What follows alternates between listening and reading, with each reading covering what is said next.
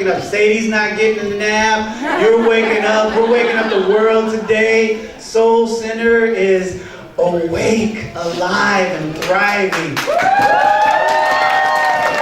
Much love to the expanded version of the house band today. Man, there's so much going on, I can't even have my hands-free mic today. Y'all got so many musicians plugged up in there. But I'll take it. I can handle it. I can use hands. They still work. Yes. So it's my absolute joy to be with you today. I would be remiss if I did not also honor my brother, Reverend Keith, who is not here with us today, but he is your newly installed spiritual director.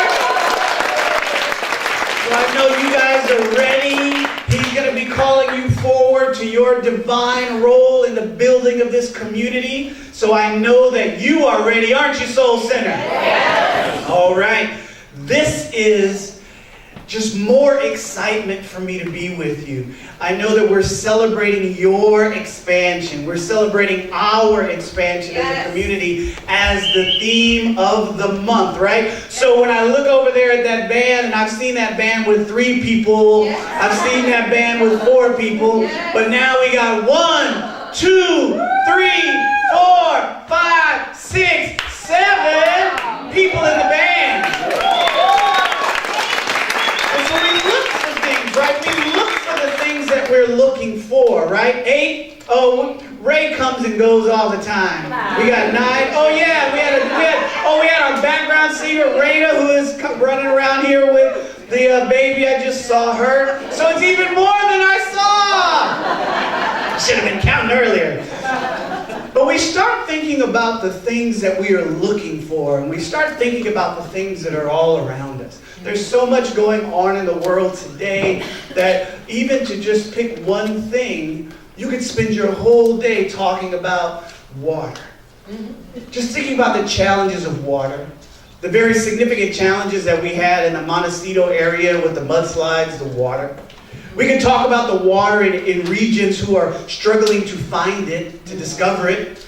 We can talk about water in a city like Flint, Michigan, which is right in the heart of a very modern region. They still don't have clean water.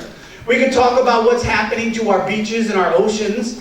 And we could go on and just talk about water. We could talk about the water that is frozen up north, and we have the smallest snow caps and ice caps in Antarctica that the world has ever known. We've seen parts of the Arctic shelf water breaking off that they never imagined would ever break off. We could also talk about the floods. We could talk about the rain that we got in California, the fact that we are coming out of drought conditions. There's just so much to be talked about.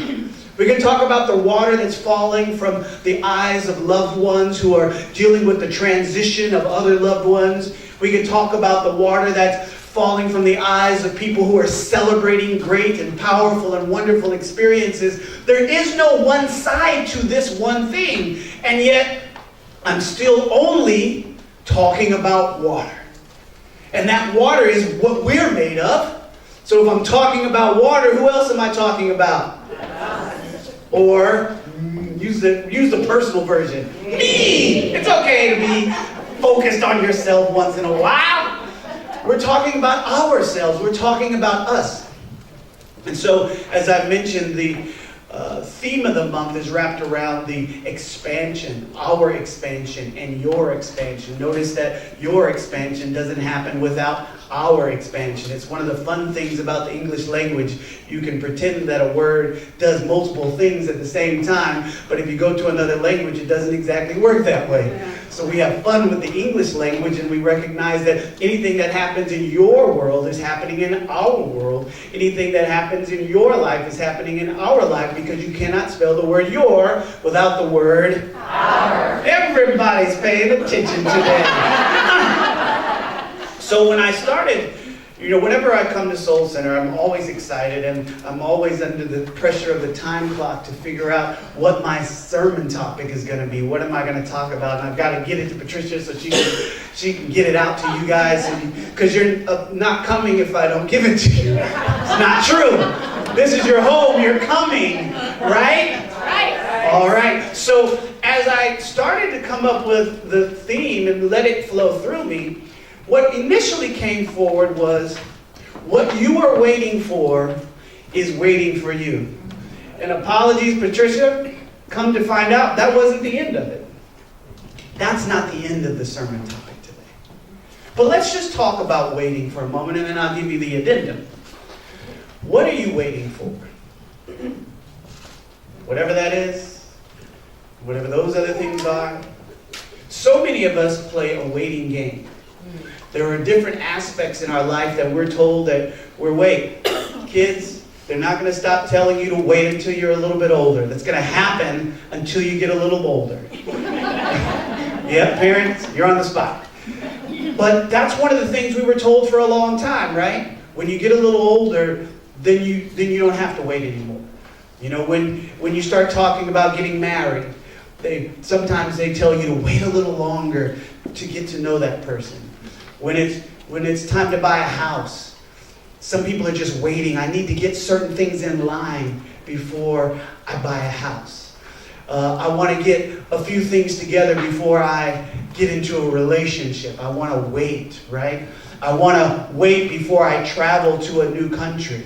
I want to wait before I go visit some places. Well, if you were waiting for a while before you were to go up north and to visit some of those neighborhoods, all those neighborhoods are now gone. You waited, and now they're all gone. But they were available to you before, when you knew that that was a place that you wanted to go. Right now, if you wanted to drive down the 101, you couldn't, because the 101 is blocked, because there's been a mudslide. So you're going to have to keep on waiting.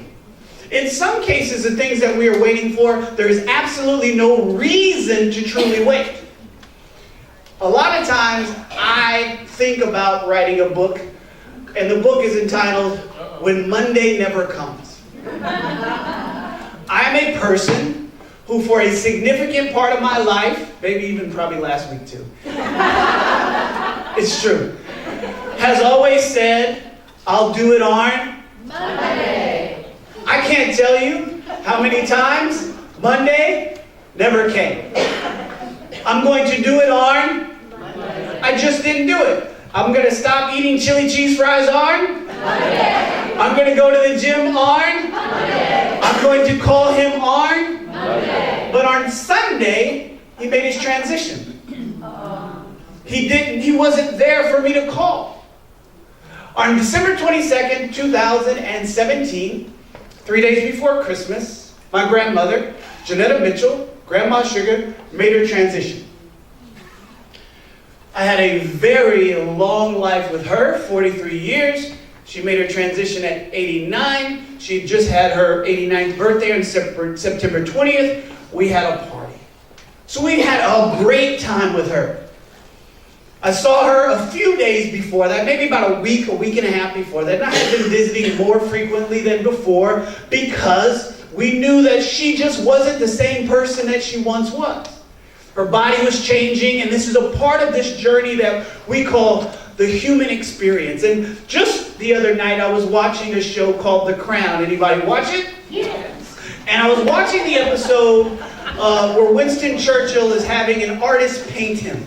And in this episode, this famous artist paints this amazing portrait.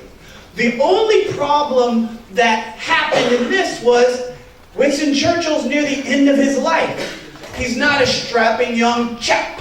He's not virile and strong and walking in the power that he led the world in many ways through World War II in. He was fighting to maintain the control of his political party in England. And this show gives you a lot of the background, behind the scenes things.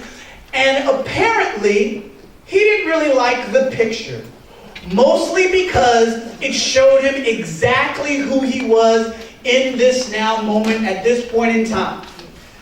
What was talked about in the show, in this episode, when we talk about waiting, was how we view age, and how we view the changes that happen in the body, and how we view our connection to things.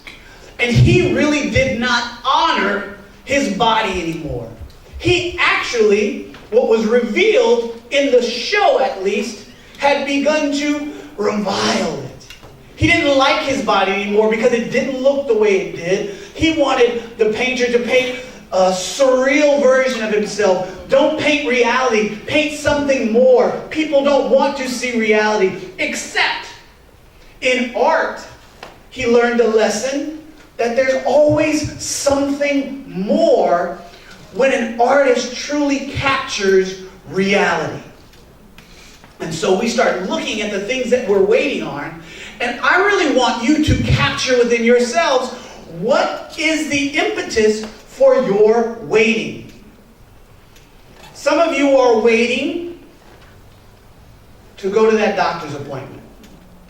Maybe you don't want to know what the doctor says. Some of you are waiting to check your credit. The Lord knows we don't want to see what that says. Some of us are simply waiting to do something new or different, or try another job, or speak up on our behalf.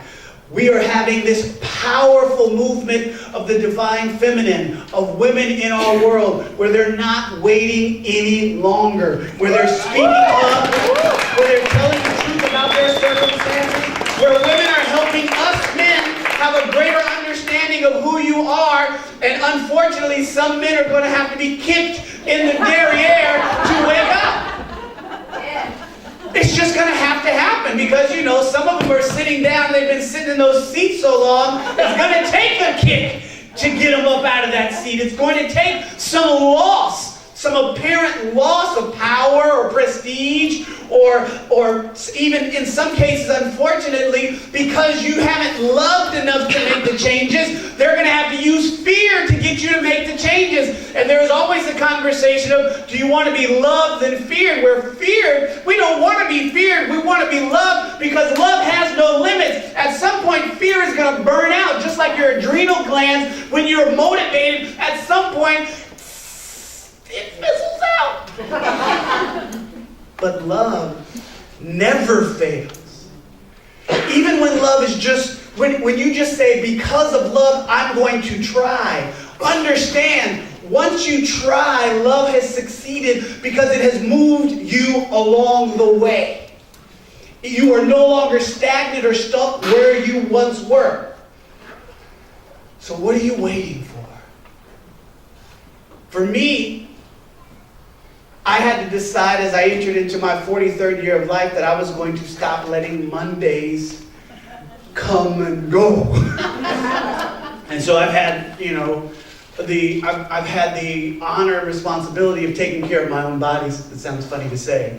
But I've been working out, I've been moving, I've been doing things. Some of you that are connected to me on social media, you see some of my antics. And, yesterday, in preparation for the LA Marathon, I ran 16 miles. I feel all of them right now. I feel them all. But I'm also listening to my body along the way. Because for part of that journey, I didn't think I was going to make it. Like, I had some stiffness going into the run. I did my stretching, and I kept... The thing about, for me, this journey of training for the LA Marathon is this.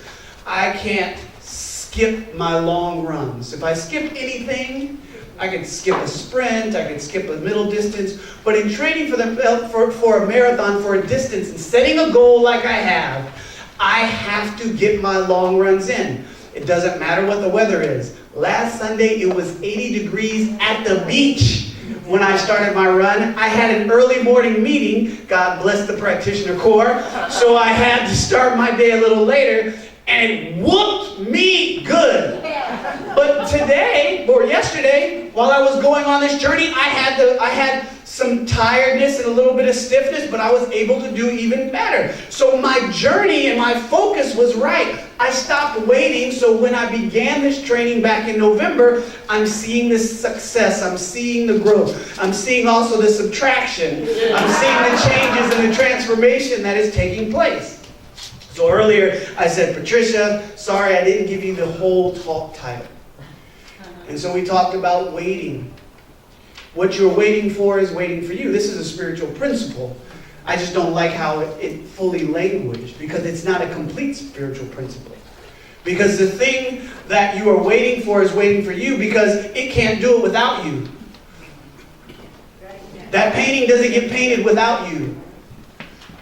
That person doesn't hear "I'm sorry" unless you're willing to say "I'm sorry." Those children don't get to learn, they don't get fed without you. If you're waiting for somebody else to do it, it cannot get done. Not in the way that you have been called to do it. Not in accordance with your purpose for being in the world. Look, the kids over there, the group of people over there are arguing and fighting, and they're wrestling with whatever they're wrestling with. Whatever is going on over there, that's over there. Now you, right here, what are you doing? What are you living? If there's a conflict over there, what are you holding? Are you simply agreeing with conflict over there? Are you agreeing that everything is never going to change? Are you agreeing that this is impossible? Are you agreeing that these resources are limited? Or are you over here deciding there's got to be another way? Are you over here deciding there's got to be more? Are you over here awake, aware, and available to something more to manifest and come into creation? That's the question. For all that is going on in our government, apparently you won't be able to go to the parks tomorrow because they've shut down the government.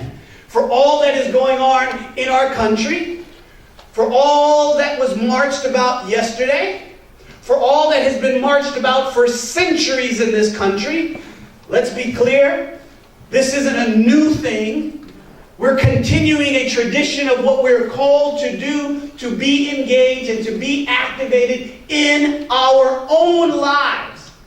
Because being involved in the political system, or being involved in what's happening in the healthcare system, or being involved in what's happening in the education system is our responsibility for all of us. Now, we don't necessarily have to be involved in all of it, but we have a role in the country and the world that we live in that takes our money and does things with it.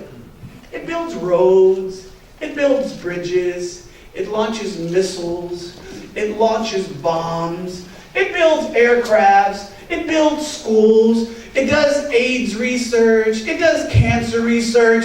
Now there's a whole lot of feeling about all of those different things, but that's what actually happens with your money, and that's what happens, and it gets decided upon by your absence or your involvement, right?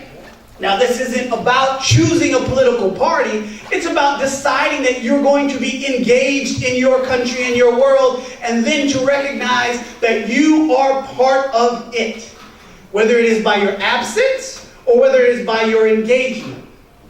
So what are you waiting for? I need to be more informed on the issues. Oh, I'm so glad you said that. Here's a pamphlet. There's also this amazing thing called Google. Let's do some research.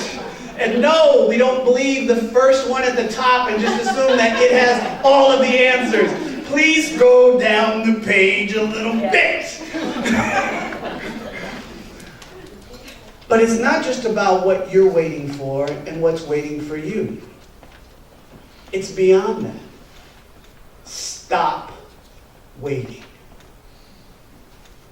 This country would never have been built if they waited a little longer for King George. Just wait. And if you've seen Hamilton, or you listen to Hamilton, you hear how complicated the process was. Like, few of us, I'm a former history teacher, really understand the complexities of what it took to separate from the United Kingdom and the English Empire and start something brand new. What are you waiting for? Because it's waiting for you. Stop waiting. And the only way that you shift it, and the only way that you change it, and the only way that you transform it, is you've got to build some momentum up on your side. And so as I looked up momentum, I started to realize that it's such an important quality for us to notice.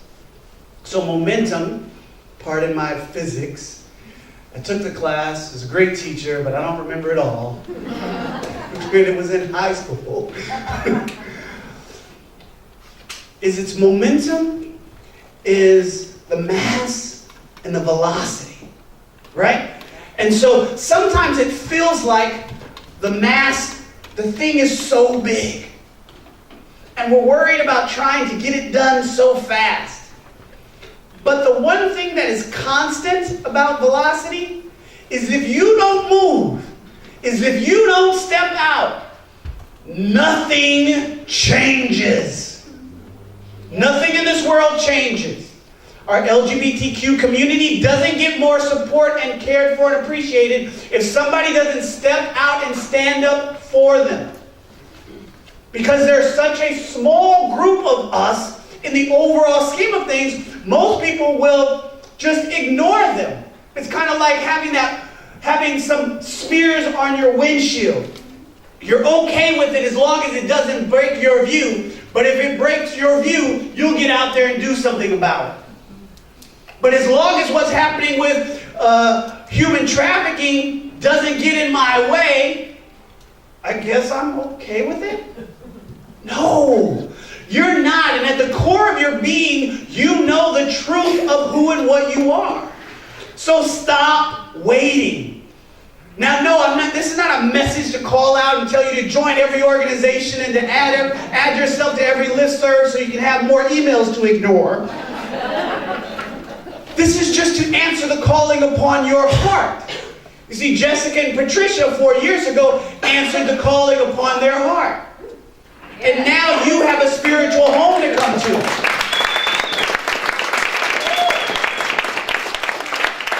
And boy, has it been a journey, Patricia, hasn't it? Yeah. Yeah. And we're thankful for her yes. And we're thankful for the continued yes. Stop waiting. So the momentum aspect, the thing that builds change and transformation and how you get something else to shift. The funny thing also about the mass part of it is, it has to do with the resistance of the object to being moved. Anybody got any experience with resistance? Any of y'all got any resistance to prayer? To meditation? Oh, sitting in the silence and not talking and not doing anything and not scratching and not moving and not twisting, so that every thought that has ever come to me, and even the ones that I don't like, gets all of my attention. Nah, we don't have resistance to that. Resistance to change. Having to actually, give space for somebody else's voice. Because there are a lot of voices that have been silenced, and they won't necessarily speak up simply because you tell them to. They have to be welcomed. They have to be informed. The reason why young people don't run around telling us things that are going on with them is because we have not created an atmosphere within which young people feel like they will be trusted, their words will be honored and valued and weighted, and not divided or subtracted simply because of their youth. But the thing is, we've been seeing things the same way for so long. The youth have new eyes. The youth have not been focused on things and seeing things happen in the old ways. So young people are the people we should be listening to first. Not simply because we assume that they're right, but we should always be open to a perspective that is not our own. You think about all the companies and corporations that did not exist just 10 years ago. And you listen to the stories of them starting in their garages or having to drop out of college because the institution did not create a space for them to grow or develop what they were trying to develop. What are you waiting for? It's waiting for you. And the thing about it is, You have everything the world needs. You do. You have everything this world is waiting for. You have all of the gifts. You have all of the talents. And look, you're in a community that has been waiting for you. Let me tell you, Soul Center has been waiting for you. And you stopped waiting for Soul Center, and somehow, some way, Amy got here, Beth got here, both Lynn's got here. We've got our Lynn's balanced. There's a Lynn on both sides of the room today. And we allowed ourselves to stand, to sit, to listen to something that will inspire us. Our city, our region, this place is better because Soul Center is here. Yes. It is better because Reverend Keith is coming and he's bringing his guidance, his leadership, and his teaching. It is better because you have answered the calling to sacred service. It is better because you have answered the calling to awaken to a greater idea of who and what you are. This community right here where we are is better because you have not just accepted your lot in life and let other people tell you who you are and let other people define things for you. You have an interest in your own self. You must become awakened in such a way that you allow yourself, who you truly are, to be revealed. And contrary to popular belief, our parents were not always right. There are just some things that they cannot see about us. But their willingness to listen to us, their willingness to be with us, makes all the difference. Now, at this point in life, as adults, those who are adults in the room, you have to start listening to your inner self and cut off that lie, those limited ideas of you're too old, you're too fat, you're too tall, you're too short, you can't do this yet in your career, you'll lose everything, it's not worth it, you don't have enough time. You have to stop listening to those things and accepting them as true. Or not. Maybe exactly the life that you have and the world exactly the way it is enough for you. Or not. You see, the thing is, the only way that we will get a world that works for everyone is if everyone recognizes the God in everyone. Yes. Regardless of political parties, regardless even of the crime that they may have committed, suddenly because a person has committed a crime, they're no longer human? No. Not simply that they should be able to do whatever they want, but no one ever becomes less divine. No one. And even when they've done stuff to us, especially, because we don't want to put ourselves in a prison that allows us and our minds to be poisoned by limited ideas about the world, so that every time we see that person or think about that person, we're now revisiting the trauma.